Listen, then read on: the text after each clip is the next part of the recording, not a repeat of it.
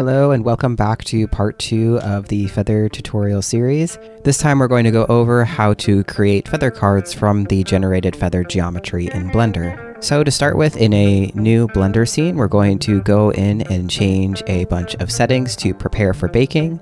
So first, let's go over to our properties panel here and go to render output. We want to set the resolution to be the same size as the texture map that we plan to bake. So I'm going to set this to 4096 for a 4K texture map. And then I'm going to go down to the output settings and change the image format type. So by default, mine is PNG, which will work fine for this type of application. If you don't want PNG, some other good alternatives are Targa or TIFF. TIFF files tend to be pretty large, so the next best is Targa. Just try to choose any sort of lossless file format, so avoid things like JPEG because the compression that occurs can cause issues with your normal maps and create artifacts in your textures that you don't want. For the color, I'm going to choose either RGB or RGBA. So RGB should work fine for most things, and then I'm going to choose RGBA because I know that I'm going to be baking an alpha channel in with some of the textures as well, so I just want to be able to capture that. And then for color depth, 8-bit should work fine for most texture maps. The only exception that I can think of at the moment is either a normal map or a height or displacement map. For those, you need a bit more data to be able to support all of the details, and so for those types of maps, usually 16-bit is better than an 8-bit to choose. And make sure that your compression is set to 0%. Okay, now we're going to go to the Render Properties tab to set up some additional things.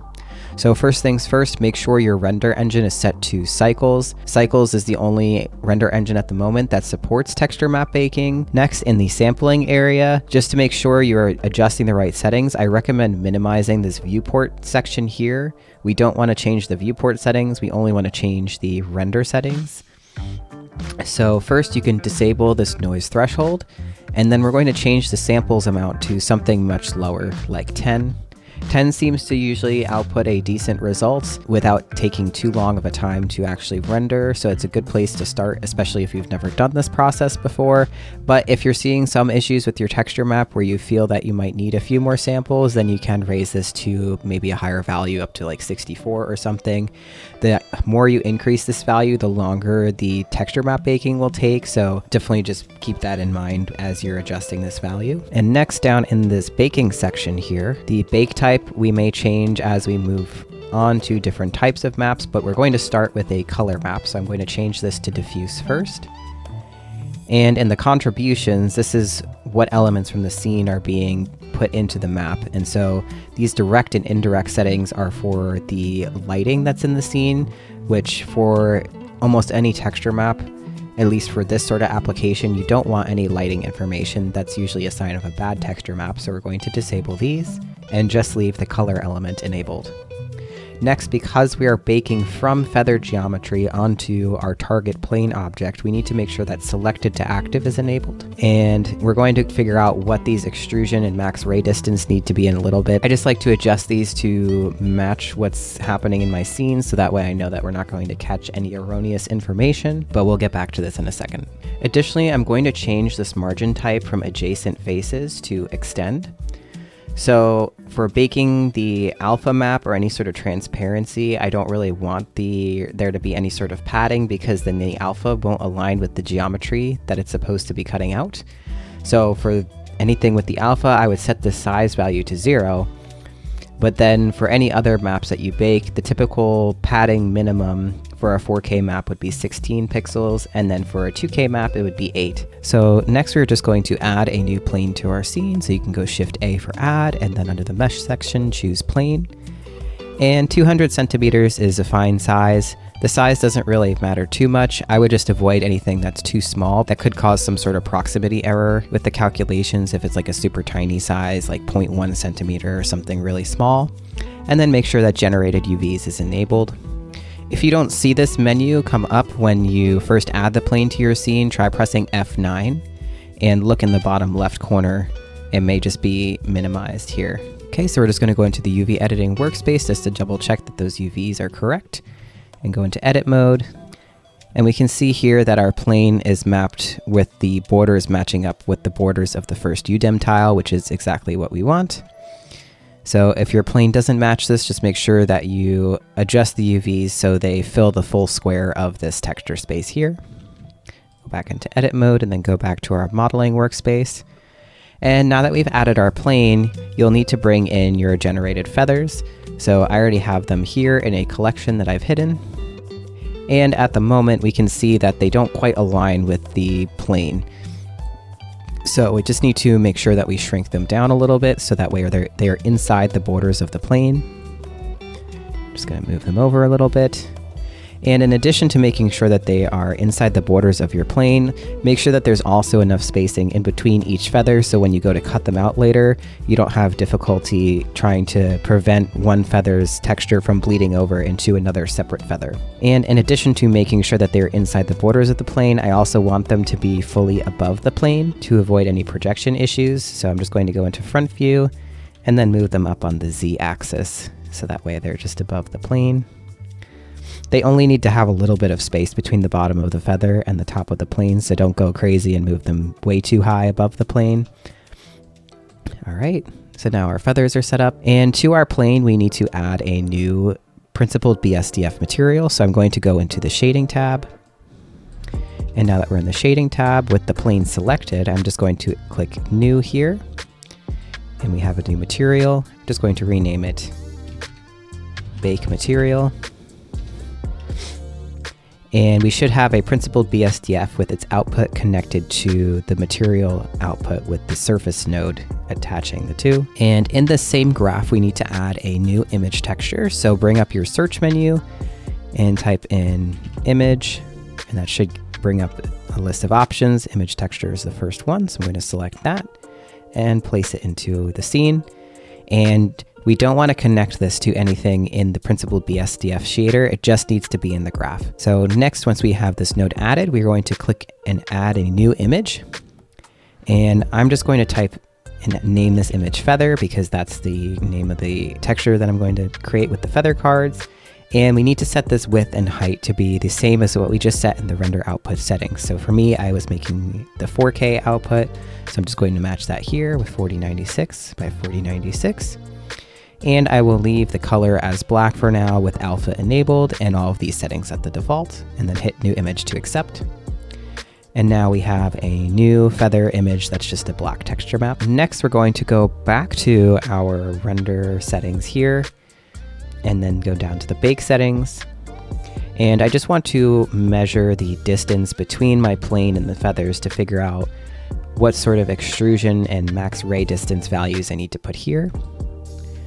So in the front view, we can't really see the plane from this angle, but when we placed it, it was placed at the world origin. So it's at this y equals 0 line here beneath the feathers where we see the 3D cursor. And I'm just going to hit T to bring up my tool menu.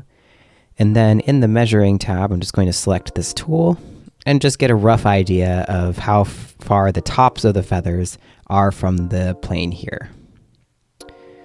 And we can see that they probably won't go any higher than 12 centimeters. So that means that I can extrude my plane geometry in the projection sense to be about 13 centimeters. And we know that all of the feathers will be encompassed in kind of like this imaginary box from which we're projecting rays down at them. So they'll hit the plane. So I'm going to set 13 centimeters in the extrusion. And then for the max ray distance, I'll just make it something like 15 centimeters. So now that we've set these distances, we just need to go back into our feathers and make sure that we have the right data. So I'm going to select the feathers. And the feathers have two materials on them. They have the quill material and then they have the barb materials. So the first thing I want to do is I want to bake an ID map to separate these different parts of the feathers. So later on in the texturing process, I can assign different materials or colors or values to them without having to worry about them being baked into the map. So in order to do that, we're just going to assign them a color in the diffuse channel. So here I'm going to go over into the RGB part of the controls here, and for the quill I'm just going to make it a pure red color. with an alpha of 1. And next, in the first material slot in our feathers, we're going to go to the barbs. And we have 2 different colors we can set for the barbs. So we have the regular barbs, and then we have the frizzy tufted part of the barbs. And I want to give each of these a different color. So I'm going to need another color node, Shift A to add, and then input, and then color. And so for these 2 colors, we've already used red. So now we're going to use a green. And we'll need to use a blue for the other ones, and then we're going to mix these together with a mixed color node. So you just start a search and then find mixed color. And here we have a mask for the tuft that comes with the feather generator. And so this is going to be our factor that blends between these 2 colors. And then we will connect these colors into the A and B inputs of the mix node. And then this needs to have its output connected to the BDSDF shader. And so we are ready to bake. So in order to bake, let's first go back to the render and then the bake tab here. We're baking the diffuse channel, which is coming from the base color in the feather materials. So we make sure that that is set up correctly. And now we have to go back to the plane. So now to start the baking process, you first need to select all of your feathers. So in order to start the bake and project this data from the feathers onto our target plane, we need to select all of the feathers first and then select our baking target last. So I'm going to go into my outliner and just left click on the first feather and then shift and left click on the last feather and then control left click on the plane. So now we can tell that the plane is our active object because it has this extra little border square around the mesh icon in the outliner. And then in the shading tab for the material, you should have the bake material that we added onto the plane earlier, and make sure that your feather image texture node is selected. Once you've selected all of these things, you can now press bake and look down at the bottom here, because if there are any errors or issues with the setup, it'll usually give a little pop-up menu. And then we can see that Blender is baking our texture. So don't be alarmed if it looks like this value is hanging at 0%. It doesn't seem to update the progress very well, so typically it'll just appear to be hanging at 0% for a while, and then suddenly it'll complete the bake at 100%. So just give it a couple minutes, and depending upon what your machine specs are, it may take longer or shorter. Okay, so that didn't take too long. It took maybe about 60 seconds or less. And now we can see on the left here that we have our bake result. And just zoom in to make sure that nothing strange happened, which everything looks okay to me. And now make sure before you do anything else that you save this image to your computer, because if you go and you continue to bake, then it'll erase the previous image output, and then you'll have to go and do that bake again if you need it. So I'm just going to go to Save As. I have a textures folder here, which you can see I was already testing this to make sure it works. So I'm just going to delete these old ones. And I'm going to save this file as feathers_id.png. But you can use whatever naming scheme you use for your work or whatever works best for your workflow. And just double check that the media type is an image in the file format that you're choosing. And for me, I want to keep the alpha channel for my ID map, so I'm going to leave it at that. But it has changed my compression back to 15%, which I don't want. So I'm going to change that back to 0. And then for color space, sRGB is fine for an ID map. So save as image. All right, and we've completed our first texture bake.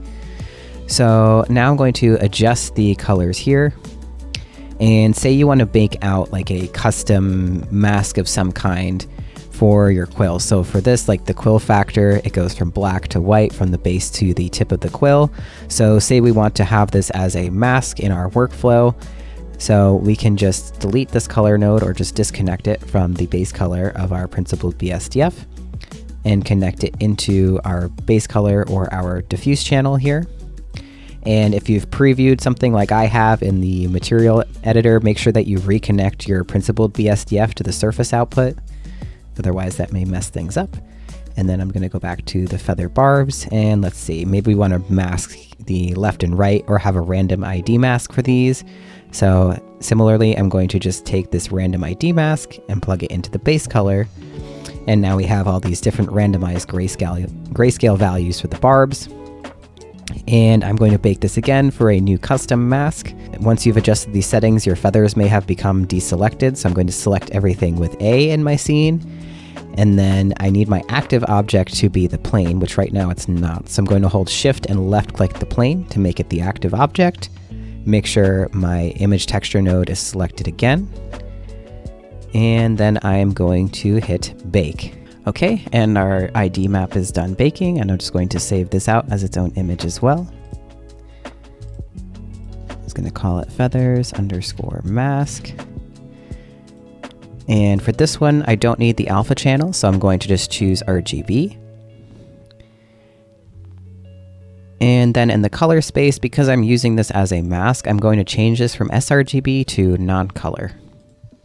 And we can see, because we excluded the alpha channel, now the background is filled in with a black color instead of the transparency. All right, lastly, I'm going to go through how to bake a normal map from the feathers. So just for the sake of reducing confusion, I'm just going to disconnect any custom colors we have plugged in here. And now to bake the normal map, we need to change our bake type from diffuse to normal. I'm going to leave this mapping of the RGB channels at the default, but if you're baking for, a different type of normal map type where it might be an OpenGL versus a DirectX, you may have to change the green channel value. And then I'm going to change my padding margin back to 16. Make sure everything is selected again as needed, and then click bake. All right, so it looks like our normal map is done baking here, and I'm going to save this out. And similar to the last map that I just saved out, most of these settings are the same. I'm just going to change the color depth to 16, make sure the compression is at 0%, and because it's a normal map, the color space should be non-color. And just change the naming to feathers underscore N, and save it out. So once you're done baking all of your maps, we can hide the feathers because we don't need those any longer. We can bring in our newly baked texture maps. So in my textures folder here, I'm just going to highlight everything and then drag and drop them into my scene. And we no longer need this baking node, so I'm just going to delete that. So first we have our ID mask here. So leave this at the default color space, so that's fine. We have our mask. This color space needs to be non-color. And then for the normal map, the color space has already come in as non-color, which is what we needed. So I'm just going to connect up the normal map first. So to do that, we should first run it through a normal map node. So it should be here as the Shift A for displacement and then normal map.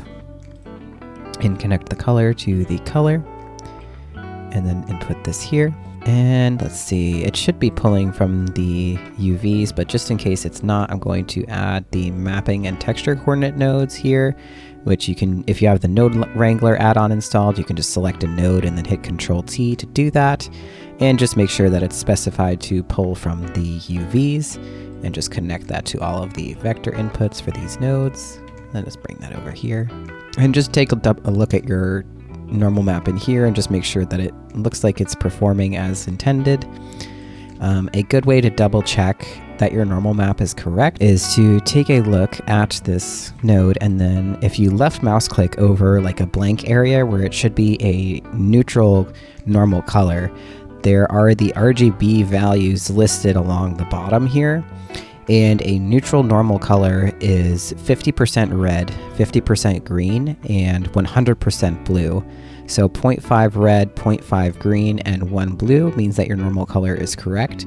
If you see a value different than that in the area where it should be neutral, then there may be something wrong with either your texture map settings or the way the normal map was baked out. So this is just a good thing to double check to kind of help troubleshoot that. But everything looks good here, so I'm going to continue on. So to get the feather opacity working, it's been packed in with this ID map that we baked out earlier. So I'm just going to take the alpha channel and drag it and connect it to the alpha input for the principled BSDF. And it looks like that's working good. And now I'm going to use the Feather ID to set some colors for our feathers. I've been feeling pink lately, I don't know why, so we're just going to choose some pink colors to add in here. So we're going to input and then color. And let's see, I think we're going to do an off-white for the quill, maybe with a hint of yellow in there. Change this back to HSV, it's easier to control. All right, so we know that's for the quill. I was going to name it quill, so that way it's easier to remember. We want to duplicate it, and we'll make it for our barbs. And for the barbs, I'm going to make those like a rose-ish color, and maybe bring down the value somewhat. And then we'll make the tuft just a lighter pink. So let's mix these together with a mix color node. And let's see, so we're going to need to use the Feather ID. So with our map over here, we can see that the blue channel contains our tuft, and then the green channel is the barb. So let's mix those together first. And in order to separate those different channels out as masks from this ID map, we need to separate color. So we'll bring up that node. Same thing, just search it and search for separate. And let's see, we are blending the tuft color over the barb color. So the barb color will go in A. And then to isolate where the tuft color goes, we need to use the blue channel as the mask. So that goes into the factor. And then we'll put the tuft into the B section here. And then connect this to the base color just to make sure we got it right. Yep, and we can see that the light pink is now on the tuft and the darker pink is on the barbs, but we still need to add the quill, so we're going to just move this over and duplicate our mix node. And so now the mix we just made, we want to be in the A slot, and then we're going to blend the quill color over it. So the quill color will go in the B slot, and then we will use our red mask for the quill as the factor. Just plug it in there, and then plug this output into the base color. So now we have a white quill. And just to show you what you could do with the random ID mask that we baked out earlier, say we want to give like a random color to some of the barbs on the feathers. We could take this, and we could either use it as its own mask, or we could multiply it over the top of the color that's already there. So I'm going to just multiply it over the top of the color that's already there. So in order to do that, we're going to do another mix color node, surprise, and connect the output of the previous one into the A panel. We can leave the factor as is for now, and then we are going to take this feather mask here, and we can take the color, and just to have a little more control, we can do a color ramp. So we can control how dark the darkest point is or the lightest point, or remap it. And we'll put the color into our color ramp as the factor, and then output this color node into the B part of the mix. And instead of mix, I think I'd prefer for this to be a lighten or an overlay. So let's just go with overlay. Overlay works pretty well sometimes, and then plug this into the base color. And now we can see that we have some variation in the darkness and lightness of our different feather barbs, and we can control the intensity of that with the factor slider here, so we can make it more intense or less intense. So I'm just going to make it, I don't like it being too strong, so I want it to be a little more subtle. And you know, I think I don't really like that it's darkening the quills so much, so instead of overlay, let's see if we have screen, so we'll just lighten it instead. And I like that a little bit better, so we'll just make it a little bit subtle.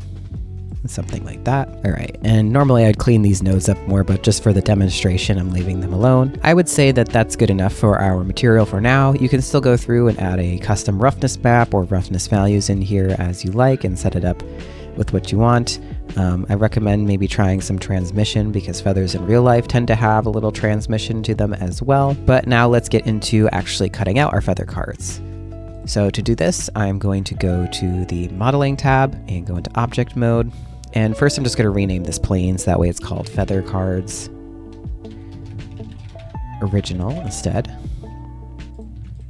And if you've lost the preview of your feathers, just make sure that you have the material previews on for the viewport shading, so you can access that here or with the Z pie wheel menu. And let's start cutting out our feathers into the feather cards. Okay, so to start cutting out our feather cards, we're going to go into edit mode with our plane now. And I just suggest creating a duplicate as a backup of this, just in case something goes wrong or you want to go back to another step. So I'm just going to hit Shift D and then hit M to move this into a new collection and just call it backup.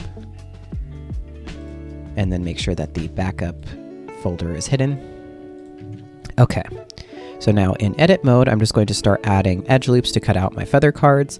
One important thing to keep in mind is that as you're moving the vertices around and cutting these feathers out, sometimes moving the vertices can change how the UVs are mapped. And so if you're running into that as an issue, in the tool panel here, which you can access with the N key, in the second tab down called Tool, there's this options area here, and if you expand this and then go into the transform section, there's a setting called correct face attributes, and this can help keep your UV data from getting messed up as you're cutting out the feather card. So if you're having an issue where the bake results are suddenly warping or the texture on the plane is like looking incorrect, try enabling this. So I'm going to enable it for myself first, and then I'm going to cut an edge loop into the plane roughly where I want to separate the feathers. We're going to have to do a little work to cut out where the bottoms are overlapping with the tops.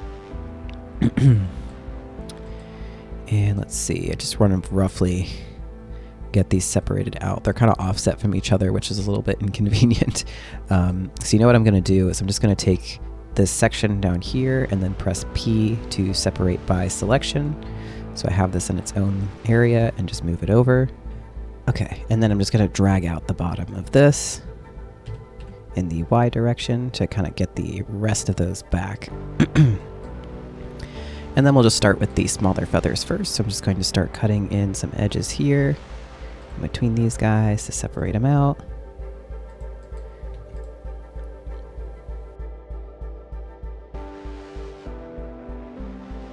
And now let's see that those guys are separated out. So I want them to have roughly the same topology for the different feather lengths. So I'm just going to separate these mid-length ones out to their own thing. And let's separate them a little bit distance-wise. And then we're just going to pull this bottom up so it's a little bit closer to the bottoms of these feathers. Don't want to cut off those little tufty bits though. Put this here, move this edge in. Let me just close this side panel, we don't need that anymore. Okay. And now I'm just going to cut the edge loops that go across in this moment, so that way, let's see, I give them about 5 because we might want to bend them a significant amount or add some distortion, so do that. And now that we've given them the same cuts, I'm going to separate these out as well into their own objects. And now we can just clean this up a little bit so the size or the placement of these edges is just a little bit closer to where the edge of the feather is.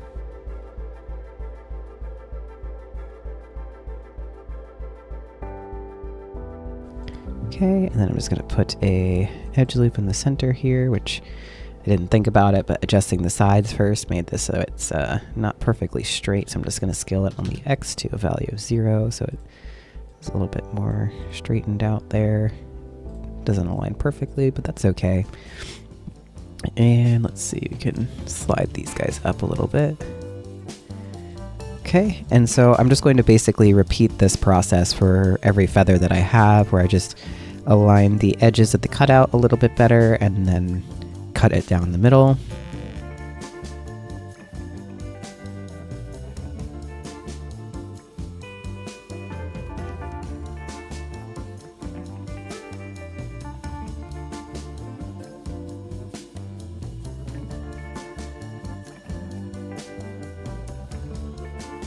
Okay, so I think you get the idea. I'm just gonna hide these 2 other cards here. So we have these 3 feather cards here, and the last thing that I would recommend doing is once you've cut out the card successfully, we can see that the origin for this card is actually down over here on the x-axis and not really in line with the geometry that makes up this card. So in order to use this feather more easily, whether it's in your own project or in like something like the wing generator, what I would recommend you do for each feather is set the origin to actually be at the tip of the base of the feather. So I find the easiest way to do that is to shift and right click in object mode on the base of the feather to place my cursor there, and then go to object and then set origin to 3D cursor, which I have added to my quick favorites here. And so just go through each of these and then so again, shift right click and then origin to 3D cursor. Make sure you've highlighted the next feather that you're working on so you don't accidentally reset the origin of a different feather. And so now if you were trying to place this, in space, when you go to rotate it, you can now rotate it from the base of the feather or scale it from the base of the feather, and it'll act as expected and make it a little bit easier to work with. And that's that. That's how you make feather cards in Blender with the feather generator. So I hope you enjoyed this tutorial. Please let me know if you have any questions or comments down below. And I look forward to seeing what you create with the feather generator. Please share it with me on Instagram or link to your content in the comments below. And thank you for watching. Hope to see you next time.